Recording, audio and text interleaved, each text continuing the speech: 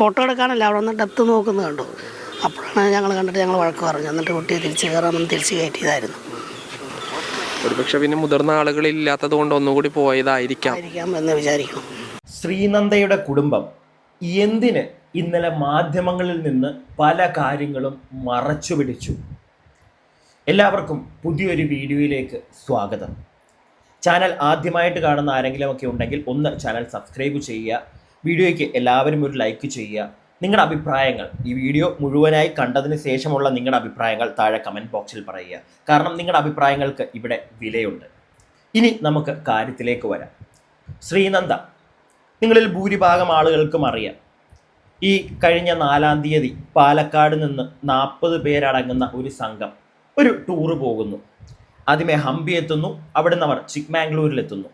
ചിക്ക്മാംഗ്ലൂരിൽ വെച്ച് 40 പേരടങ്ങുന്ന ഈ സംഘത്തിൽ നിന്ന് ഒരു പെൺകുട്ടി ശ്രീനന്ദ അവളെ കാണാതാകുന്നു ഈ കഴിഞ്ഞ ചൊവ്വാഴ്ച.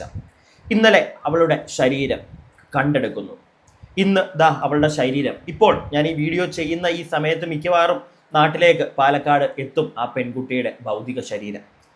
ഇന്നലെ ഈ പെൺകുട്ടിയുടെ ശരീരം അവിടെ കൊക്കയിൽ നിന്ന് കണ്ടെടുത്തതിന് ശേഷം പലതരത്തിലുള്ള അഭ്യൂഹങ്ങൾ സോഷ്യൽ മീഡിയ വഴി നമ്മൾ കണ്ടതാണ്. ഈ പെൺകുട്ടിയുടെ കുടുംബം തന്നെ, എനിക്കും ഒരു തെറ്റ് പറ്റിയിട്ടുണ്ടായിരുന്നു. അത് വേറൊന്നുമല്ല, ഈ പെൺകുട്ടിയുടെ അച്ഛനാണ് മാധ്യമങ്ങളോട് സംസാരിക്കുന്നതെന്നാണ് ഞാൻ കരുതിയത്. അത് വേറൊന്നും കൊണ്ടല്ല, കമൻറ്റ് ബോക്സുകളിൽ ഈ പെൺകുട്ടിയുടെ അച്ഛനാണത് എന്നാണ് എല്ലാവരും പറഞ്ഞിരുന്നത്. കൂടാതെ മെയിൻ സ്ട്രീം ചാനലുകൾ വഴി ആ വ്യക്തി പ്രോപ്പറായിട്ട് ആരാണ് എന്ന് ആരും പറഞ്ഞില്ലായിരുന്നു. ഇന്നാണ് കറക്റ്റായിട്ട് അത് വല്യച്ഛനാണ് എന്ന് പറയുന്നത്, അല്ലെങ്കിൽ ഇന്നാണ് എൻ്റെ ശ്രദ്ധയിൽപ്പെടുന്നത്. പിന്നെ വേറൊരു കാര്യം, ഇന്നലെയും ഞാൻ പറഞ്ഞത്, ഈ ഒരു വിഷയവുമായി ബന്ധപ്പെട്ട് പല ആളുകളും പലതാണ് പറയുന്നത്. പല ചാനലുകൾ വഴി പല തരത്തിലുള്ള കഥകളാണ് ഇന്നലെ തൊട്ട് നമ്മൾ കേൾക്കുന്നത്. അത് പറയാനുള്ളൊരു കാരണം, ഇവരുടെ കൂടെ ഈ ഒരു വിനോദസഞ്ചാരത്തിന് പോയ പല ആളുകളും പാലക്കാട് എത്തിയതിന് ശേഷം അവർ പറഞ്ഞൊരു കഥ, അത് എക്സ്ട്രീം ഡിഫറൻറ്റ്. ഇന്നലെ ചിക്ക്മാംഗ്ലൂരിൽ നിന്ന് അവിടെ ഉണ്ടായിരുന്ന ചില ആളുകൾ പറഞ്ഞ കഥ അത് എക്സ്ട്രീം ഡിഫറൻറ്റ്. രണ്ടും തമ്മിൽ ഒരു മാച്ചും ഇല്ലായിരുന്നു. എന്തിന് കുടുംബം പോലും, ശ്രീനന്ദയുടെ കുടുംബം പോലും പറഞ്ഞിരുന്നത് ആ പെൺകുട്ടിക്ക് ആരോ ലഹരി കൊടുത്ത് ആരെങ്കിലും കൊണ്ടുപോയതാണോ എന്നൊരു സംശയം വരെ അവർ പറഞ്ഞിട്ടുണ്ടായിരുന്നു. എന്നാൽ അങ്ങനെ ഒന്നുമല്ല. കുടുംബത്തിന് അറിയാവുന്നൊരു കാര്യം, ശ്രീനന്ദയുടെ കുടുംബത്തിന് അറിയാവുന്ന ഒരു കാര്യം, അവരത് ഇന്നലെ ഒരാളോടും പറഞ്ഞില്ല. ഇന്ന് മാത്രം ആ പെൺകുട്ടിയുടെ ശരീരം കണ്ടെടുത്ത സ്ഥലം, ആ ഒരു പരിസരം, അല്ലെങ്കിൽ അവിടെ മേളിലുള്ള ഒരു വ്യൂ പോയിന്റിൽ ആ പെൺകുട്ടി പലതവണ പോയിട്ടുണ്ടായിരുന്നു. വീട്ടുകാർ ആ പെൺകുട്ടി ഒരു ലൈൻ ക്രോസ് ചെയ്ത് ആ പെൺകുട്ടി താഴത്തേക്ക് നോക്കുന്ന കണ്ടപ്പോൾ അവളെ തിരിച്ച് വണ്ടിയിൽ കൊണ്ടിരുത്തിയതാണ്. എന്നിട്ട് വീണ്ടും അവൾ പോയതാണോ എന്നുള്ളൊരു സംശയം. ഇതൊക്കെ ഇന്നാണ് അവർ പറയുന്നത്. എന്തുകൊണ്ട് അവരതൊക്കെ മറച്ചു പിടിച്ചു? എന്താണെങ്കിലും ശ്രീനന്ദയുമായി ബന്ധപ്പെട്ട് കുറച്ച് വാർത്തകൾ നമുക്കൊന്ന് കേൾക്കാം. എന്നിട്ട് വളരെ ഇമ്പോർട്ടൻ്റ് ആയിട്ടുള്ള കുറച്ച് കാര്യങ്ങൾ നമുക്കൊന്ന് ഡിസ്കസ് ചെയ്യാം. ആദ്യമേ ഇത് തന്നെ നിങ്ങളൊന്ന് കേട്ടോളൂ. തന്നെയാണ് പ്രാഥമിക പോസ്റ്റ്മോർട്ടം റിപ്പോർട്ട് നൽകുന്ന സൂചന. ശ്രീനന്ദയുടെ തലയുടെ വലതുഭാഗത്ത് ഗുരുതരമായ പരിക്ക് പറ്റിയിട്ടുണ്ട്. ഇതൊരു ആഴത്തിലുള്ള പരിക്കാണ്. ഇത് വീഴ്ചയിൽ ഏതെങ്കിലും മരച്ചില്ലയിലോ അല്ലെങ്കിൽ കല്ലിലോ തട്ടി സംഭവിച്ചതാകാമെന്നാണ് ഇതുമായി ബന്ധപ്പെട്ട ആശുപത്രി അധികൃതരുമായും അതുപോലെ തന്നെ പോലീസ് ഉദ്യോഗസ്ഥരുമായും സംസാരിച്ചപ്പോൾ നമുക്ക് ലഭിക്കുന്ന വിവരമെന്ന് പറയുന്നത് ശരീരമാസകലം മുറിവുകളുണ്ട്. ഇത് വീഴ്ചയിൽ സംഭവിച്ചതാകാം എന്ന് തന്നെയാണ് ഇപ്പോൾ അധികൃതർ പറയുന്നത്. മറ്റ് ദുരൂഹതകളൊന്നും ഇല്ല എന്ന ഒരു സൂചനയും അവർ നൽകുന്നുണ്ട്. എന്തായാലും ശ്രീനന്ദയുടെ കുടുംബം പക്ഷേ അവരുടെ സംശയത്തിൽ ഉറച്ചു നിൽക്കുകയാണ്. ഈ പോസ്റ്റ്മോർട്ടത്തിൻ്റെ വിശദ റിപ്പോർട്ട് വന്നാൽ മാത്രമേ ഇതുമായി ബന്ധപ്പെട്ട മറ്റ് വിവരങ്ങൾ ലഭ്യമാകുകയുള്ളൂ. എന്തായാലും ഇപ്പോൾ പ്രാഥമിക വിവരപ്രകാരം ശ്രീനന്ദയുടെ മരണം സംഭവിച്ചത് തലക്കേറ്റ ഗുരുതര പരിക്ക് മൂലമാണെന്ന് തന്നെയാണ് വ്യക്തമാകുന്നത്. ഇന്നലെ രാത്രിയോടുകൂടിയാണ് ശ്രീനന്ദയുടെ പോസ്റ്റ്മോർട്ടം നടപടികൾ പൂർത്തിയാക്കി മൃതദേഹം കുടുംബത്തിന് വിട്ടു നൽകിയത്. എന്തായാലും ഒരു 10 മണിയോടുകൂടി മൃതദേഹം പാലക്കാട് എത്തുമെന്നാണ് ഇപ്പോൾ മനസ്സിലാക്കുന്നത്. എന്തായാലും നമ്മളിപ്പോൾ ഉള്ളത് ശ്രീനന്ദയ്ക്ക് അപകടം പറ്റി അല്ലെങ്കിൽ ശ്രീനന്ദയെ കാണാതായ മാണിക്യധാര വെള്ളച്ചാട്ടത്തിന് സമീപത്തെ വ്യൂ പോയിന്റിലേക്കുള്ള യാത്രയിലാണ്. കുറച്ച് മുന്നോട്ട് പോയി കഴിഞ്ഞാൽ നെറ്റ്വർക്കിൻ്റെ പ്രശ്നമുള്ളത് കൊണ്ടാണ് ഇവിടെ നിൽക്കുന്നത്. എന്തായാലും ആ സ്ഥലത്തേക്ക് എന്തായാലും നമ്മൾ പോകുന്നുണ്ട്. അപകടമുണ്ടായത് എങ്ങനെയാണ് അവിടെ മതി. അപ്പോൾ എല്ലാവരും അറിഞ്ഞു കാണും പോസ്റ്റ്മോർട്ടം റിപ്പോർട്ട്. ആ റിപ്പോർട്ട് വന്നപ്പോഴത്തേക്ക് അതിൽ വലിയ കുഴപ്പമില്ല എന്ന് പറഞ്ഞു കഴിഞ്ഞാൽ വേറെ തരത്തിലൊന്നും ആരും ഈ പെൺകുട്ടിയെ ദുരുപയോഗം അതൊന്നും ചെയ്തിട്ടില്ല. നമ്മളെല്ലാവരും നോക്കിയിരുന്നത് ഈ പെൺകുട്ടിയെ ഇനി വീട്ടുകാർ പറയുന്നതാണ് ആരെങ്കിലും എന്തെങ്കിലുമൊക്കെ ലഹരി വസ്തുക്കൾ കൊടുത്ത് അവിടെ നിന്ന് തട്ടിക്കൊണ്ടുപോയി എന്തെങ്കിലുമൊക്കെ ചെയ്ത് നമ്മളെല്ലാവരും അങ്ങനെ ചിന്തിച്ചു.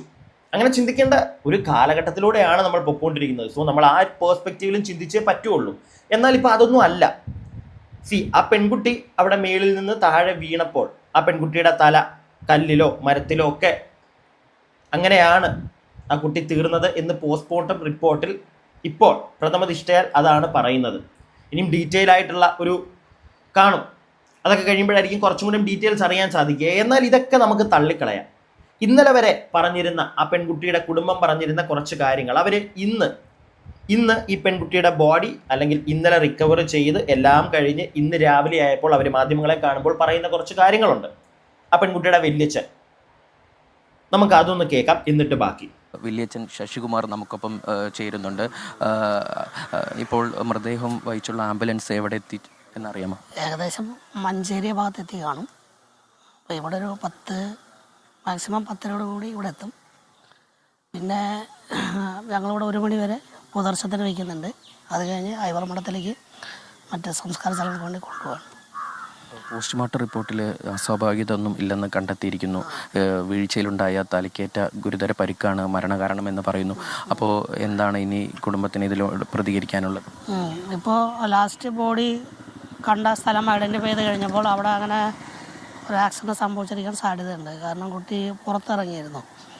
അപ്പോൾ പുറത്തിറങ്ങി ഞങ്ങൾ വഴക്ക് പറഞ്ഞ് തിരിച്ച് വീണ്ടും ഞങ്ങൾ അകത്ത് കയറ്റി എന്നിട്ട് കുട്ടിയെ സൈഡിൽ ഇരിക്കുന്നുണ്ടായിരുന്നു. പിന്നെ ഞങ്ങളറിയാതെ വീണ്ടും ആ ലൊക്കേഷനിലേക്ക് പോയിരിക്കാം. അപ്പോൾ അപകടം നടന്നിരിക്കാമെന്നാണ് വിചാരിക്കുന്നത്. ഇതെന്തുകൊണ്ട് നിങ്ങൾ ഇന്നലെ പറഞ്ഞില്ല? എന്തുകൊണ്ട് നിങ്ങൾ ഇന്നലെ പറഞ്ഞില്ല?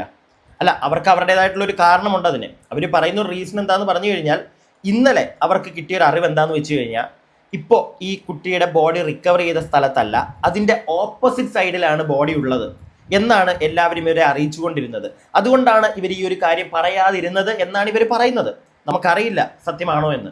കുടുംബമാണ് പറയുന്നത്. അതുകൊണ്ട് തന്നെ നമുക്കൊരു പരിധിയിൽ കൂടുതൽ അവിശ്വസിക്കുകയോ തള്ളിക്കളയോ ചെയ്യേണ്ട കാര്യമില്ല. പിടികിട്ടിയോ? അതും കൂടെ നമ്മൾ ചിന്തിക്കണം. ഇത് ഞാൻ പറയാനുള്ളൊരു കാര്യം, ചില ആളുകൾ ഇത് കണ്ടുടനെ നേരെ അങ്ങോട്ട് ചാടി ഇറങ്ങും, ആ വ്യക്തിയെ തെറി പറയാനും ആ കുടുംബത്തിനെ തെറി പറയാനും.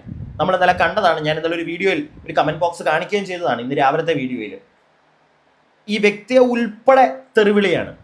കൊച്ചിനെ നോക്കിയില്ല എന്ന് പറഞ്ഞ് അതിനുള്ള ഒരു എക്സ്പ്ലനേഷൻ ഞാൻ ഓൾറെഡി പറഞ്ഞു കഴിഞ്ഞതുകൊണ്ട് വീണ്ടും ഞാനിതിവിടെ പറയാൻ നിൽക്കുന്നില്ല.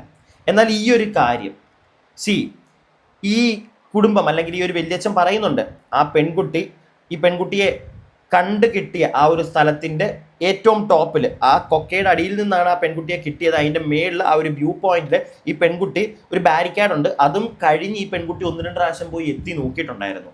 മനസ്സിലായില്ലേ? അത് ഈ കുടുംബം കണ്ട് ഇവിടെ തിരിച്ച് കൊണ്ടുപോയി ഇരുത്തിയതാണ് വണ്ടിയിൽ. ഓക്കെ, അത് കഴിഞ്ഞിട്ട് ഈ പെൺകുട്ടി ചിലപ്പോൾ വന്ന് വീണ്ടും നോക്കിയപ്പോൾ വീണതാകാം എന്നാണ് ഇപ്പം എല്ലാവരുടെയും ഒരു സംശയം. അതാണ് ഇതെല്ലാം നിൽക്കുമ്പോൾ, ഈ സംശയങ്ങളെല്ലാം നിലനിൽക്കുമ്പോൾ നിങ്ങളൊരു കാര്യം ആലോചിക്കണം. വേറെയും കുറേ ആളുകൾ ഇവരുടെ കൂട്ടത്തിൽ ഈ ഒരു ഗ്രൂപ്പിലുണ്ടായിരുന്ന, ഈ ഒരു വിനോദസഞ്ചാര ഗ്രൂപ്പിലുണ്ടായിരുന്ന പല ആളുകളും ഇന്നലെ സംസാരിച്ചപ്പോൾ പല കഥകളായിരുന്നു. ആ കുട്ടി വേറെ 2 പേരുടെ കൂടെ അവിടെ നിൽക്കുന്നത് ഞങ്ങൾ കണ്ടു. ആ 2 പേര് ഐസ്ക്രീം മേടിക്കാൻ പോയി. ആ 15 മിനിറ്റിലാണ് ഈ പെൺകുട്ടിയെ പെട്ടെന്ന് കാണാതായത്. ഇങ്ങനെയുള്ള ഒരുപാട് കഥകൾ. ഈ വീഡിയോ കാണുന്ന നിങ്ങളും ഈ വീഡിയോ എടുത്ത് സംസാരിക്കുന്ന ഞാനും ഒക്കെ കൺഫ്യൂസ്ഡ്, ഇന്നലെ തൊട്ട് കൺഫ്യൂസ്ഡ് ആയ ഒരുപാട് കാര്യങ്ങളുണ്ട്. അതിൻ്റെയൊക്കെ മെയിൻ ഒരു കാരണം എന്ന് പറഞ്ഞു കഴിഞ്ഞാൽ ഇവരുടെ കൂടെ ഉണ്ടായിരുന്ന പല ആളുകളും പല കഥകൾ പറഞ്ഞതുകൊണ്ടാണ്. ഇപ്പോൾ ഏതാണ്ടൊക്കെ ഒരു ക്ലിയർ പിക്ചർ വരുന്നുണ്ട്.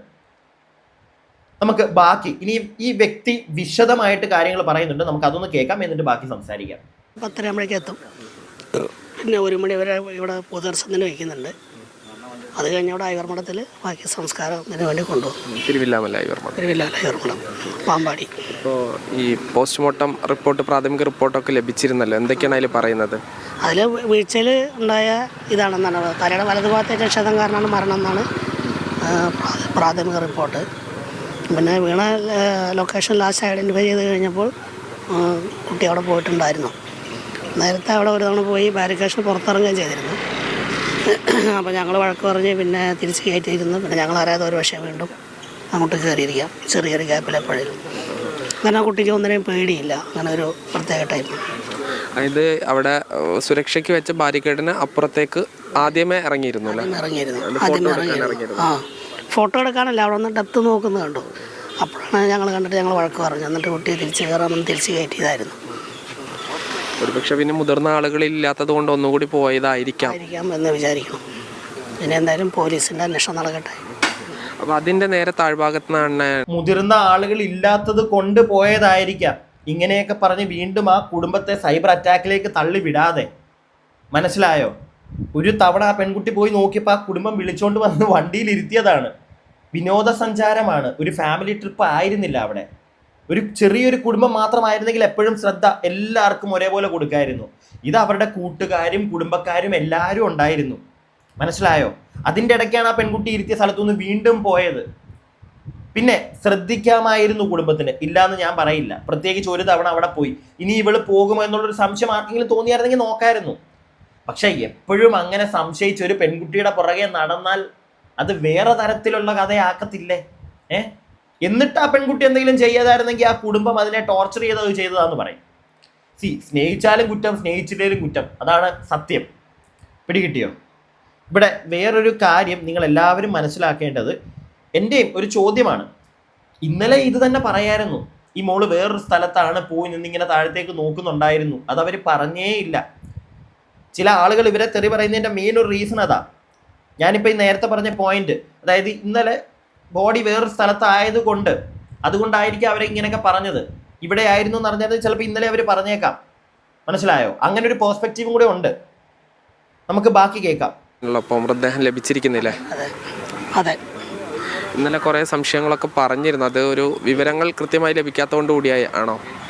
അതെ, ആദ്യം അവിടെ നിന്ന് ലഭിച്ച വിവരം അവർ പറഞ്ഞ് ഈ ലൊക്കേഷനിലല്ലായിരുന്നു.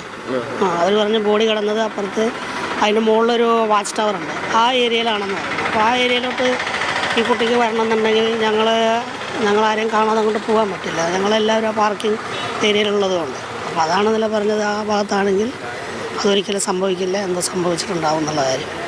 ഇതിപ്പോൾ ഒരുപാട് ഡെപ്ത് ഉണ്ട് കുട്ടി വീണ സ്ഥലം, ഒരുപാട് ഡെപ്ത് ഉണ്ട്. അവിടെ നേരത്തെ 1-2 തവണ ഇറങ്ങിയതാണ്. പക്ഷെ മുകളിൽ നിന്ന് ഇറങ്ങുമ്പോൾ ഈ 1500-2500 അടി ഇറങ്ങാൻ പറ്റുന്നതല്ല. അതിന് ഇടയ്ക്കുള്ള ചെറിയ സ്റ്റെപ്പ് മരി ചെറിയ സ്ഥലമാണ്. അവിടെയൊക്കെ അവർ നോക്കിയിരുന്നു.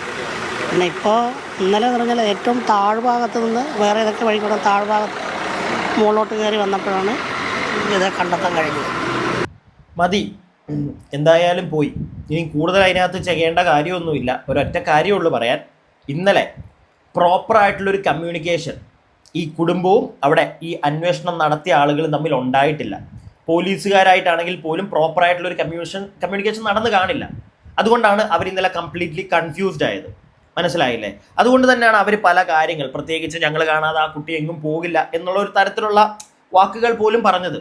എന്നാൽ ഇന്നിപ്പോൾ കേട്ടല്ലോ, ആ സ്ഥലത്ത് എവിടെ നിന്നാണോ കിട്ടിയത് അതിൻ്റെ മേളിൽ ആ പെൺകുട്ടി പോയിട്ടുണ്ടായിരുന്നു. പലതവണ പോയി എത്തി നോക്കി, വിളിച്ചോണ്ട് വന്നു. ചിലപ്പോൾ വിളിച്ചോണ്ട് വന്നതിൻ്റെ ദേഷ്യത്തിലോ വീണ്ടും പോയതായിരിക്കാം, എന്താണ് സംഭവം എന്നറിയാൻ. പക്ഷെ ആ കുട്ടിയുടെ സമയമായി, മനസ്സിലായോ? അതുകൊണ്ട് എന്നേ നമുക്കിപ്പോൾ പറയാൻ പറ്റുള്ളൂ. ഇനിയും അല്ലെങ്കിൽ കൂടുതലായിട്ടുള്ള അന്വേഷണം അതിനകത്ത് നടക്കുകയാണെങ്കിൽ. പക്ഷേ ഇപ്പോഴും ഒന്നുമില്ല, പ്രത്യേകിച്ച് സംശയിക്കാനായിട്ടുള്ള ഒന്നും ഇതുവരെ ഉണ്ടായിട്ടില്ല. എന്തെങ്കിലും ഉണ്ടെങ്കിൽ നമുക്ക് പറയാമായിരുന്നു, പക്ഷെ അങ്ങനൊന്നുമില്ല. ഞാനിപ്പോൾ എൻ്റെ ഒരു അറിവിൽ ഞാൻ ഈ ഒരു സാധനങ്ങൾ കണ്ടപ്പോൾ എൻ്റെ അഭിപ്രായം ഇതാണ്. നിങ്ങളുടെ അഭിപ്രായങ്ങൾ താഴെ കമൻറ്റ് ബോക്സിൽ. അടുത്ത വീഡിയോ ആയിട്ട് നമുക്ക് എത്രയും പെട്ടെന്ന് കാണാം. അടുത്ത വീഡിയോ ആയിട്ട് കാണുന്നവരേക്കും stay tuned and stay weird.